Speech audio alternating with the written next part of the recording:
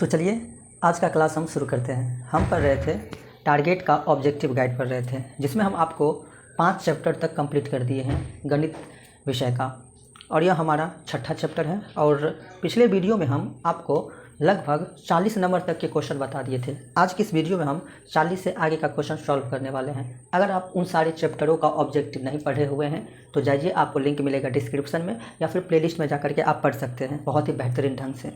अंतिम तक बने रहिएगा, आपको 100% समझ में आएगी, इसकी गारंटी मैं लेता हूँ। वीडियो अच्छा लगे तो लाइक ज़रूर कीजिएगा। चलिए फिर शुरू करते हैं और देखते हैं कि क्या है हमारा 41 नंबर क्वेश्चन आपके मोबाइल स्क्रीन पर।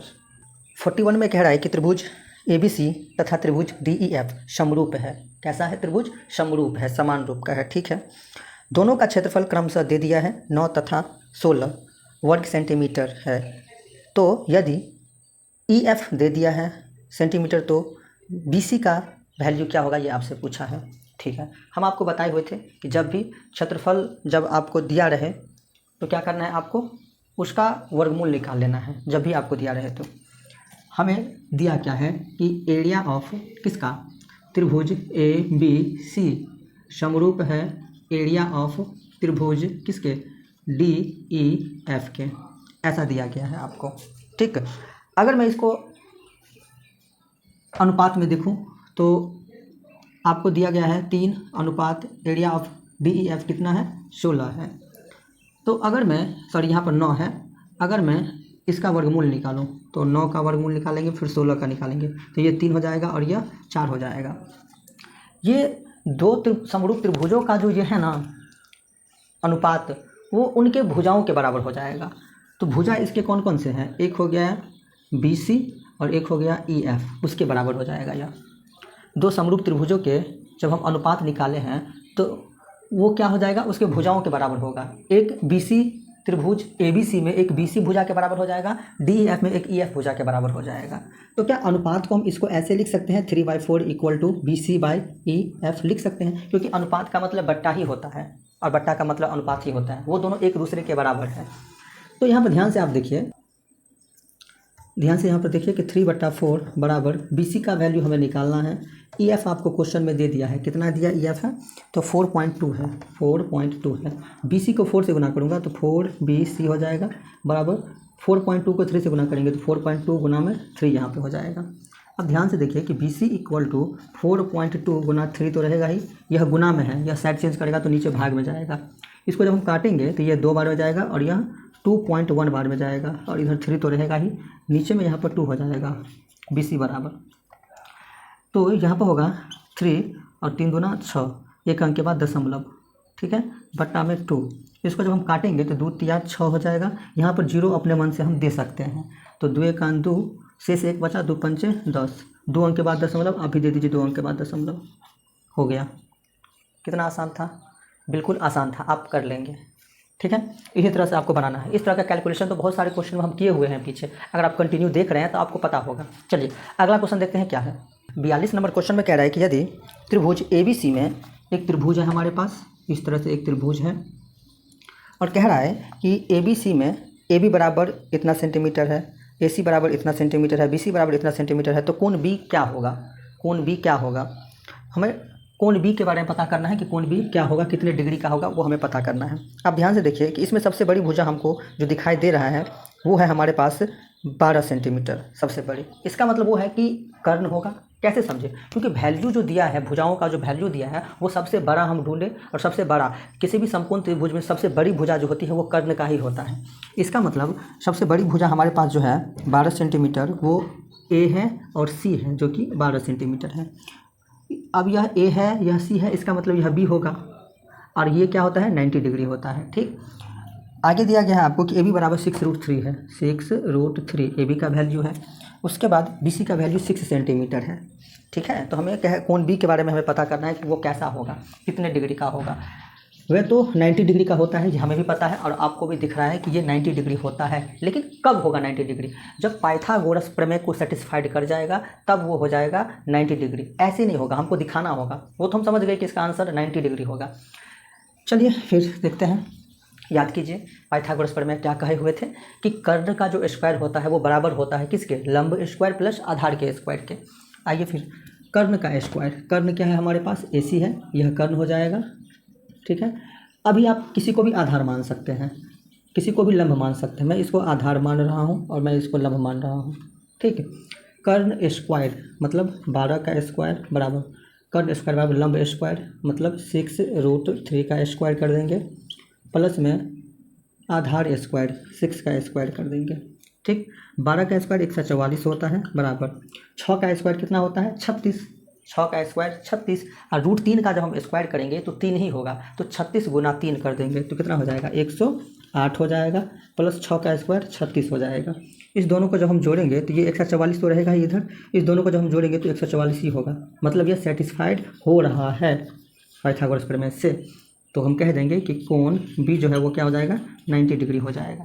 ठीक है, इस तरह से हम बनाएंगे, बिल्कुल आसान था। अब इस तरह से क्वेश्चन आएगा तो मुझे पूरा उम्मीद है कि आप सॉल्व कर देंगे। चलिए फिर नेक्स्ट क्वेश्चन देखते हैं क्या है आपके मोबाइल स्क्रीन पर। 43 नंबर क्वेश्चन है कि दिए गए चित्र में DC समानांतर है BC के। चलिए चित्र बना देते हैं। सबसे पहले हम एक त्रिभुज है हमारे पास ABCDE,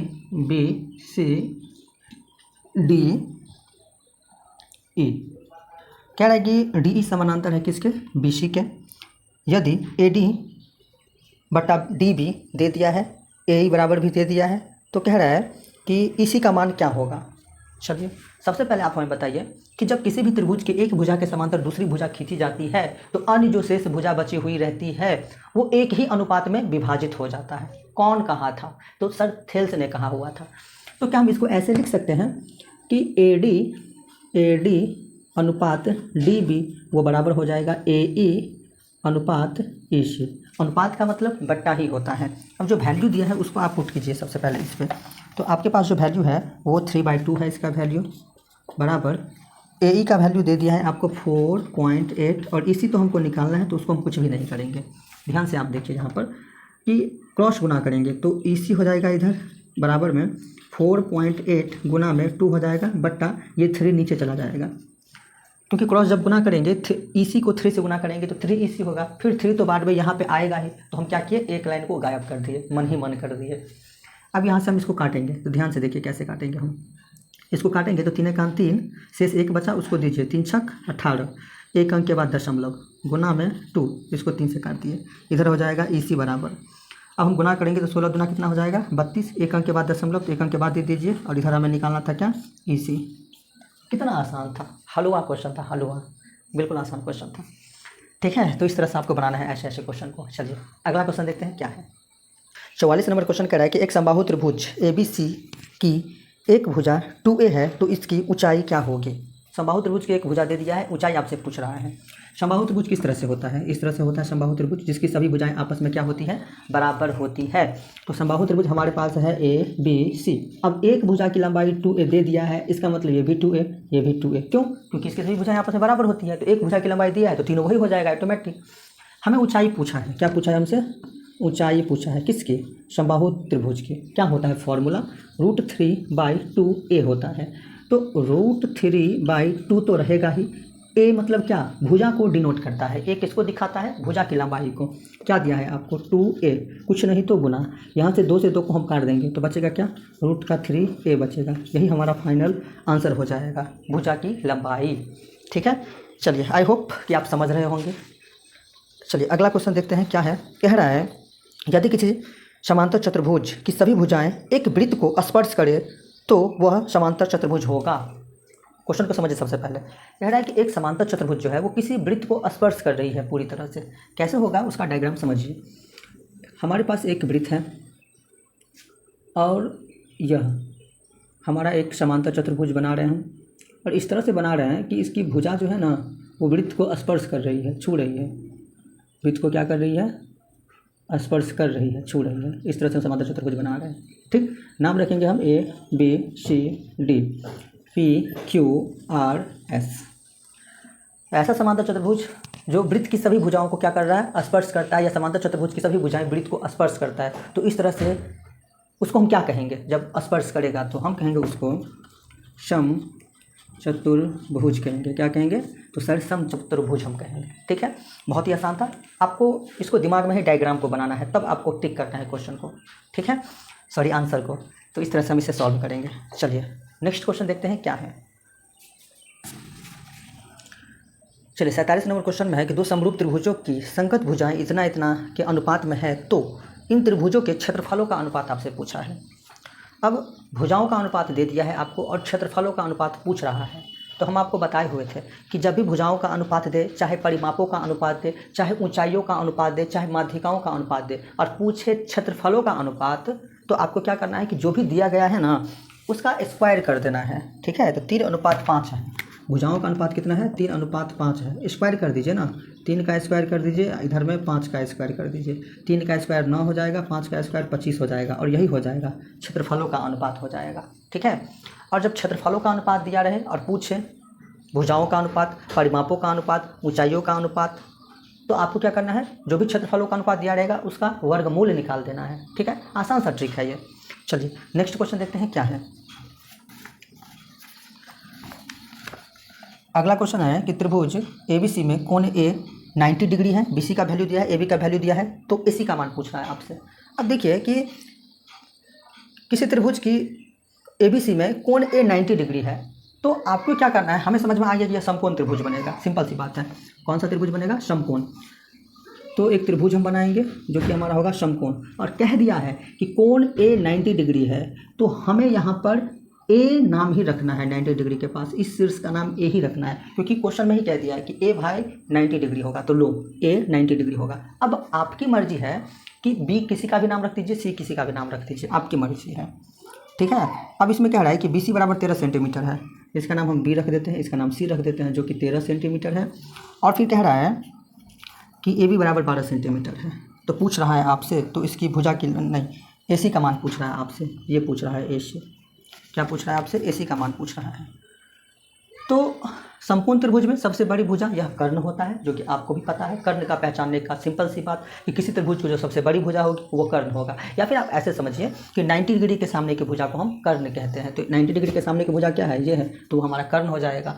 जनरली ये आधार होता है और ये लंब होता है, जो कि बदलते रहता है। तो अभी हमें थीटा का मान नहीं पता है, तो किसी को भी कुछ भी मान लेंगे, लेकिन यह कर्ण फिक्स रहेगा, उसको हम कुछ भी नहीं मान सकते। तो चलिए फिर निकालते हैं। यह हमारा लंब है, तो लंब का फॉर्मूला क्या होता है? लंब बराबर होता है कर्ण स्क्वायर माइनस आधार स्क्वायर। लंब मतलब AC स्क्वायर बराबर क्या होता है? आधार माइनस आधार स्क्वायर। तो कर्ण आपके पास BC का स्क्वायर माइनस आधार AB का स्क्वायर हो जाएगा। तो AC का स्क्वायर बराबर BC क्या है आपके पास? BC 13 का स्क्वायर करेंगे तो 169 माइनस AB क्या है आपके पास? 12, उसका स्क्वायर करेंगे तो 144। तो AC बराबर, दोनों को जोड़ देंगे, सॉरी घटा देंगे, तो कितना हो जाएगा? 25, 9 में से 5 4 गया तो 5, 16 में से 14 गया तो 2। ठीक है, वर्ग जब साइड चेंज करेगा वर्गमूल बनेगा। तो AC बराबर में 25 किस संख्या का वर्गमूल होता है? 5 का होता है। तो AC का मान कितना निकला? 5। AC हमारा क्या है? लंब है। ठीक, चलिए अगला क्वेश्चन देखते हैं क्या है। समचतुर्भुज के विकर्णों की लंबाई आपको दे दिया गया है 2 ठो, तो इसके एक भुजा की लंबाई क्या होगी ये पूछ रहा है। किसी समचतुर्भुज के विकर्ण की लंबाई आपको दे दिया है, पूछ रहा है भुजा की लंबाई। तो समचतुर्भुज की भुजाओं की लंबाई का फॉर्मूला क्या होता है? सबसे पहले ये समझिए आप, भुजाओं की लंबाई समचतुर्भुज के क्या होता है? √d/2 उसका स्क्वायर प्लस में d/2 उसका स्क्वायर होता है। आपके पास d मतलब विकर्ण आपको दे दिया है, कितना कितना, एक बार दे दिया है कितना, तो 30, उसका बट्टा कर दीजिए, स्क्वायर कर दीजिए, प्लस में एक दे दिया है 40, उसका बट्टा कर दीजिए, स्क्वायर कर दीजिए और रूट चढ़ा दीजिए इस पर। इसका आधा करेंगे तो 15 का स्क्वायर कितना होता है? 225, प्लस इसका आधा करेंगे तो 20 का स्क्वायर कितना होता है? 400 होता है। ठीक है, 400 और 225 625 हो जाएगा। इसका वर्गमूल निकालेंगे तो कितना हो जाएगा? 25 हो जाएगा। और यही आपका हो जाएगा फाइनल आंसर। आसान था बिल्कुल। जब भी आपको विकर्णों की लंबाई दे दे तो भुजाओं की लंबाई पूछे, फॉर्मूला याद रखना है, √d/2 का होल स्क्वायर प्लस d/2 का होल स्क्वायर हो गया। चलिए अगला क्वेश्चन देखते हैं क्या है, जिसमें कह रहा है आपको कि एक त्रिभुज है, कौन सा? ABC। एक त्रिभुज है हमारे पास ABC, एक त्रिभुज हमारे पास है ABC और यहाँ पर D, यहाँ पर E है। कह रहा है आपके क्वेश्चन में कि D समानांतर है BC के, ये और ये भुजा क्या है? आपस में समानांतर है। तो आपको वैल्यू भी दे दिया है। याद रखिए आप सबसे पहले कि जब भी किसी त्रिभुज की एक भुजा के समांतर दूसरी भुजा खींची जाती है, तो अन्य जो शेष भुजाएं बचती है उनको एक ही अनुपात में विभाजित कर देता है। कैसे? AD बटा DB हो जाएगा, बराबर होगा AE बटा EC के। इस तरह के क्वेश्चन अभी तो थोड़ी देर पहले हम पढ़े हुए थे, सेम क्वेश्चन, और हर वीडियो में आता है ऐसा क्वेश्चन। तो हम इसको लिख सकते हैं ऐसे कि AD बटा BD। तो AD बटा BD का डायरेक्ट आपको वैल्यू दे दिया है क्वेश्चन में, तो डायरेक्ट हम लिख देते हैं 3/5 लिख देते हैं। अब वो हो जाएगा बराबर किसके, AE बटा EC के। किसके, AE बटा EC के। तो AE का भी वैल्यू आपको दे दिया है कितना, 4.8 दे दिया है, और EC तो हमको बोल रहा है निकालने के लिए, यही कह रहे हैं। हाँ चलिए, EC बोल रहा है निकालने के लिए। अब क्रॉस गुना करेंगे तो EC को 3 से गुना करेंगे तो 3 EC होगा, और वो बाद में जाकर 3 इसके नीचे ही जाएगा। तो मैं डायरेक्ट कर रहा हूँ, देखिए कैसे। EC बराबर हो जाएगा 4.8 गुना में 5 बट्टा में 3 हो जाएगा, ठीक है। अब इसको यहाँ से हम काटेंगे तो 3 1 3, 3 6 18 पॉइंट, एक अंक के बाद गुना में 5, यहाँ पे EC रहेगा ही, 16 पंचे 80, एक अंक के बाद 0 दे दीजिए। और आपको पता होगा कि दशमलव के बाद 0 का कोई वैल्यू नहीं होता है, तो हम इसको लिख सकते हैं इस तरह से, इसीलिए EC बराबर में 8 लिख सकते हैं सेंटीमीटर। कितना आसान था। तो आज की वीडियो में इतना ही रहने देते हैं, काफ़ी है। प्रैक्टिस कीजिए आप पीछे के जितने सारे क्वेश्चन हैं सारे को।